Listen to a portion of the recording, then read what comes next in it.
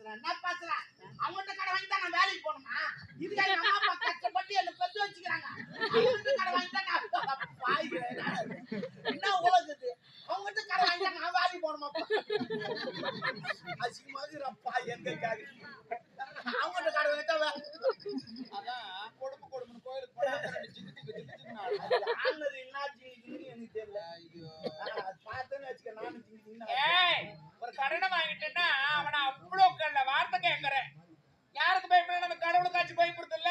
நான் சொல்லிட்டேன் கடை கொடுக்குறான் பாரு அவன்லாம் மனுஷன். கடை வாங்குறான் பாரு அவன் கடவுள். அது எப்படி கடவுள்? இந்த சாமிக்கு இது ஒரு 2 லட்சம் திருவா பண்ணு சொல்லிச்சா இல்ல இவங்க வீட்டு வச்சுட்டு போனாங்க திருவா